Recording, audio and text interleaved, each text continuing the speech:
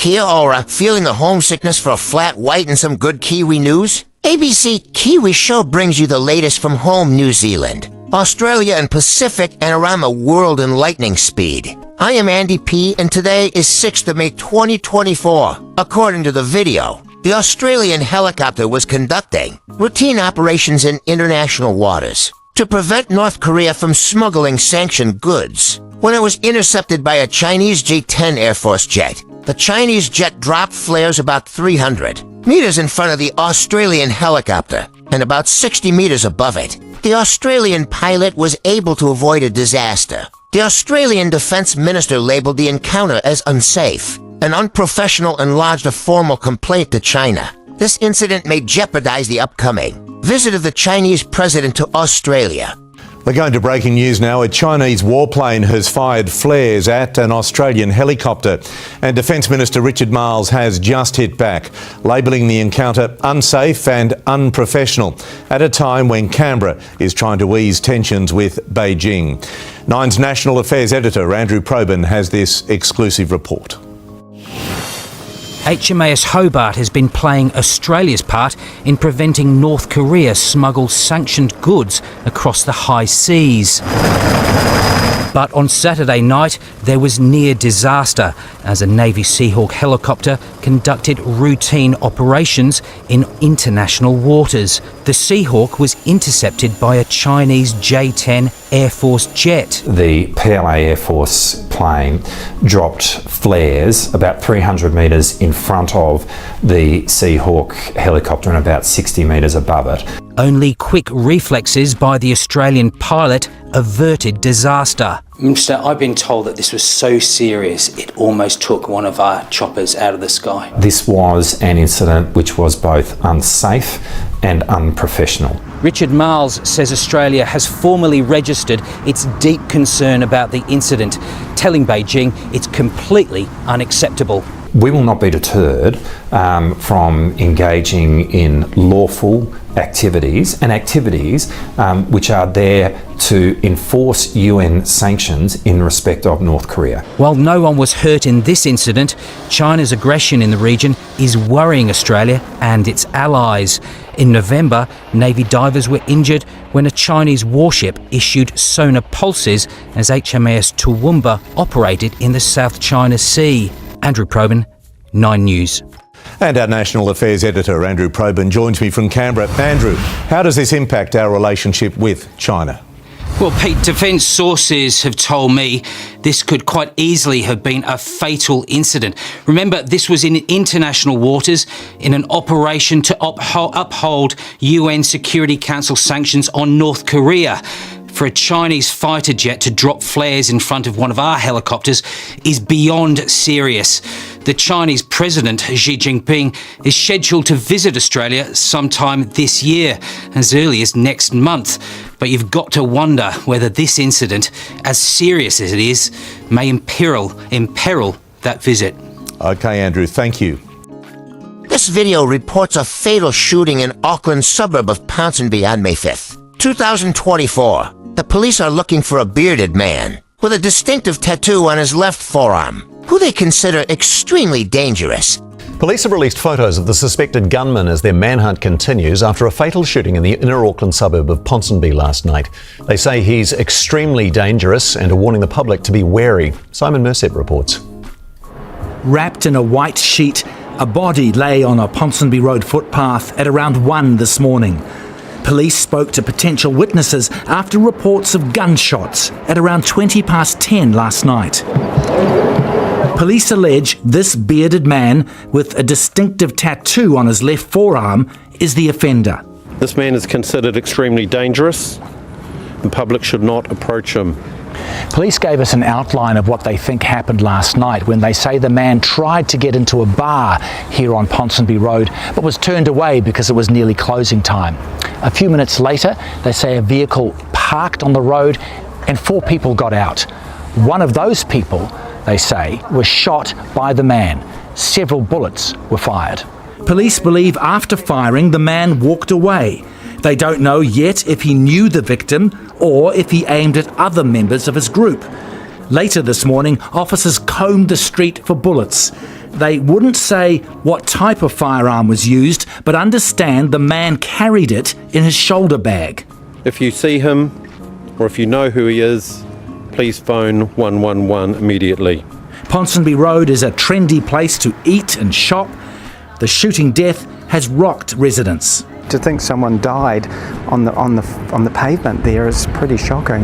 I've been on Ponsonby Road for 40 years and this, we just don't get this on Ponsonby Road. It's all getting a bit tricky, I think, with safety in New Zealand, but I suppose it's just like everywhere else.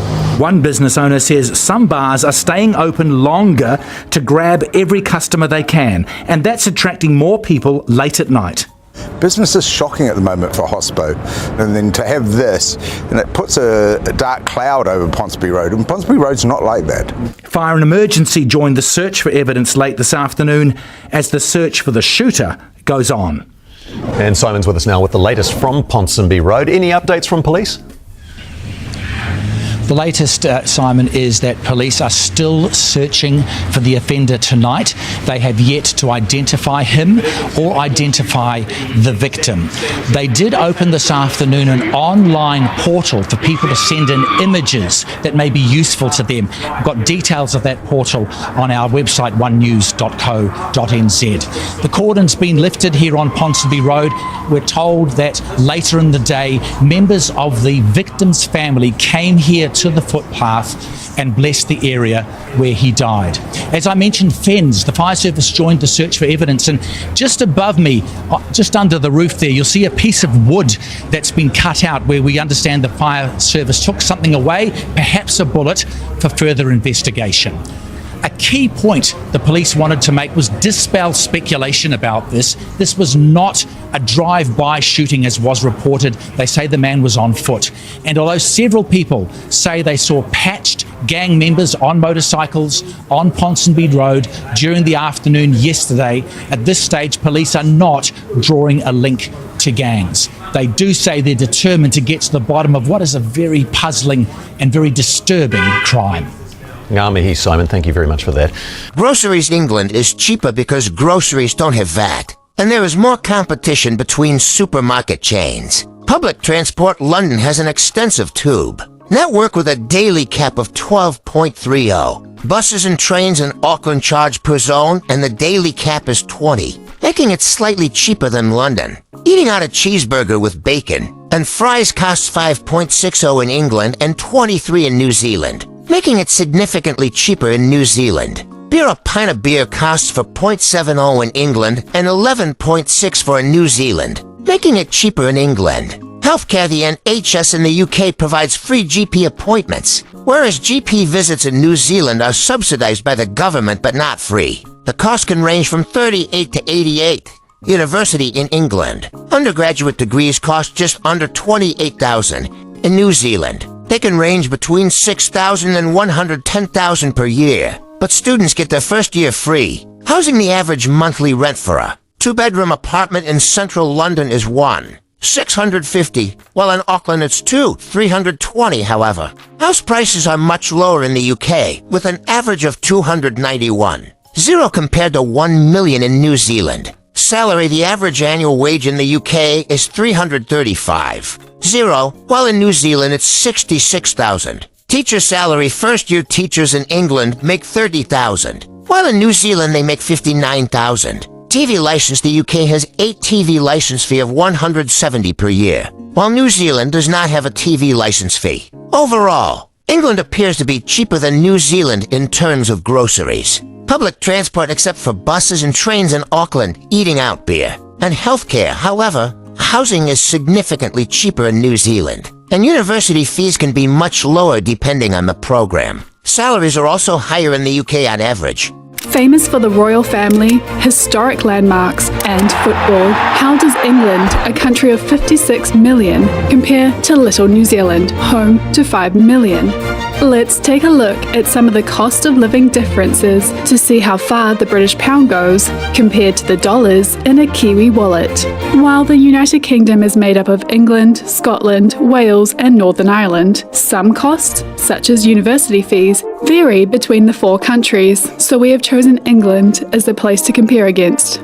It's also important to note these statistics are averages and the value of the pound to New Zealand dollar changes every day, so values may vary. Time to get out and about. Filling up your tank in England will cost you on average £1.47 per litre, and in New Zealand it's $2.84. That's a saving of 8% if you're filling up in New Zealand. But if you're in London, the cost of owning a car can be exhausting. Some expenses include car tax, on-street parking and congestion charges, so for many, public transport is a better option. The tube shuttles 1.35 billion passengers per year, and it stops at 270 stations across London. So it's a great way to get from A to B. You can pay using PayWave, and there is a daily cap, but it depends how far you want to go. If you're in the south and going into the city centre, the daily cap is around £12.30. Back in New Zealand, buses and trains charge per zone, that is, how far you want to travel, and the cost changes per city. In Auckland, the daily cap is $20. Compared to London's daily cap of £12.30, you'll be saving nearly 23% if you're travelling around Auckland, although it might not be quite as reliable. Let's visit the supermarket. We compared food items at Woolworths in New Zealand to England's Tesco. In England, your shop will cost you £27.42, but in New Zealand, the equivalent comes to $85.07. Turns out you'll get more for your dollar in England.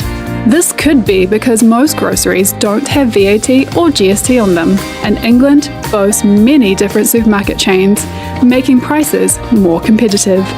Don't feel like cooking? Let's order out. A popular burger chain in England called Honest Burger costs £15.60 for a cheeseburger with bacon and a side of fries. Compare this to Burger Fuel in New Zealand, you'll pay $23 for a similar burger and fries. England costs 30% more for your meal. Heading to the pub for a pint? In the UK, the average price for an imperial pint of lager is £4.70. This is quite a large beverage, coming in at 568 millilitres. In New Zealand, the pints aren't quite as generous. For a 400ml glass, the average price of beer is $8.20. Comparing it to the volume of an imperial pint, it'll cost you $11.64. In other words, it works out cheaper to say cheers in England. In the UK, the National Health Service is publicly funded and your appointments with your GP are free. In New Zealand, GP practices are privately owned, but visits are subsidised by the government. The cost depends on where you live and how old you are. Prices can range widely, with a maximum price of $88 for an adult, but an average across New Zealand just shy of $38. Need a caffeine fix? A large cup of coffee in the UK can set you back on average £3.25, while in New Zealand, the land of the flat white, it's $5.30. Heading to university? In England, the government caps the price per year at just over £9,000 for an undergrad degree. Over a 3-year bachelor's, that's just under £28,000. In New Zealand, course fees range between $6,000 to $10,000 per year. And at the moment, New Zealand students can get their first year free. Looking at a 3-year Bachelor of Commerce, the average price per year is just over 7,000 New Zealand dollars. That's just over $14,000 with their first year fees free.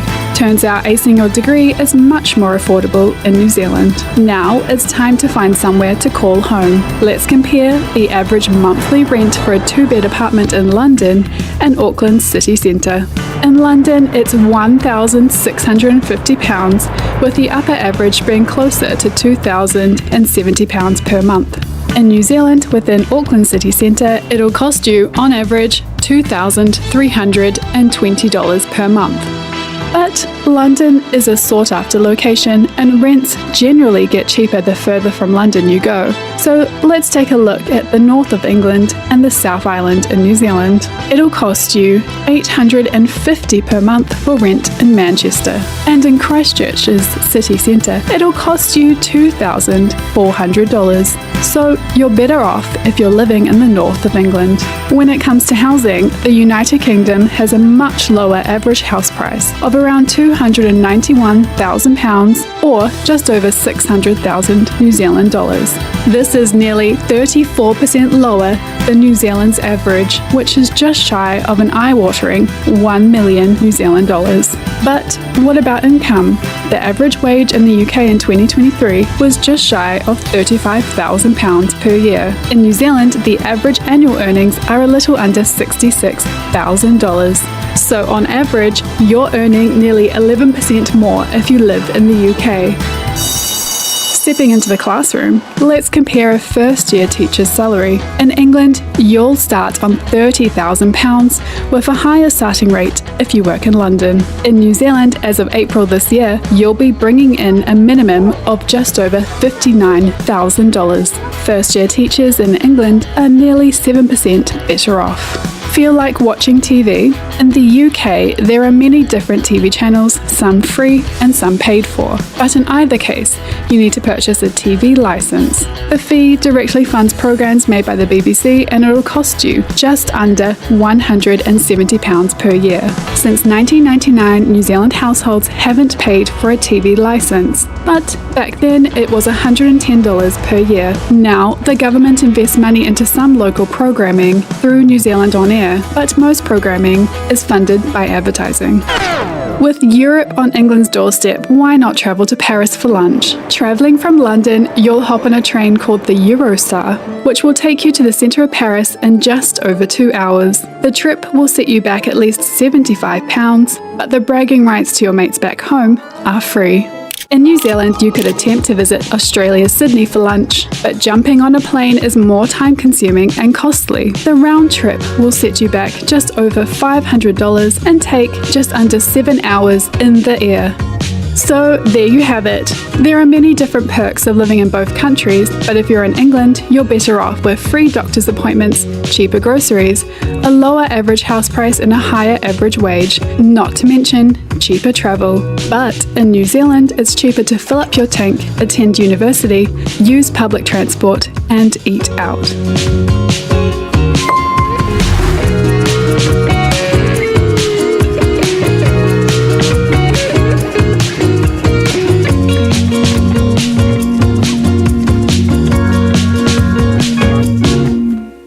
And for our final chuckle today, or to lighten things up before we go, Billy T. James buying a car. For me, that's it. I see you tomorrow as always. Bye.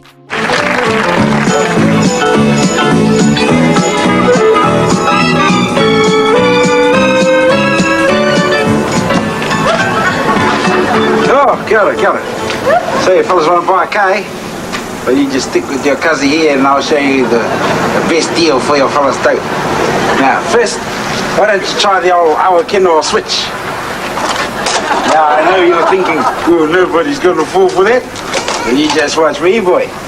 Next, you got to find the right salesman, eh? Hi, car, sunshine. Can I help you? Oh, yeah. No, I'm just waiting for my mate. Well, just give us a yell because every car is budget price, best on the lot. Now, see, he's no bloody good.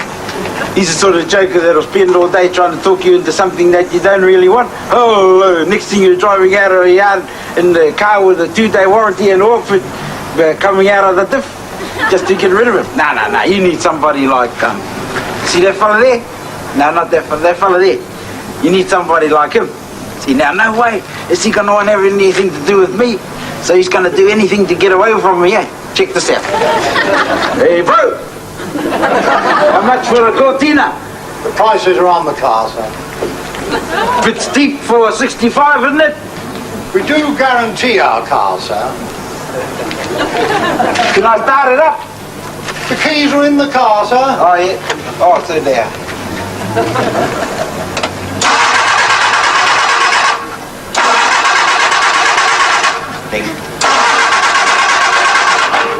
You won't start, man. Now, what are you doing? For goodness sake, let me see. Stop a second. Let me see. Sorry, buddy, you all right? I can't. Oh, I tell you what.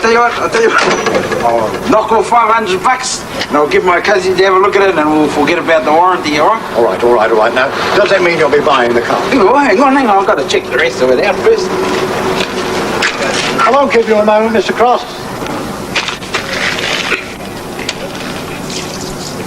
Bit of oil coming out of the diff. We'll deduct it. I'm sure your cousin can fix it.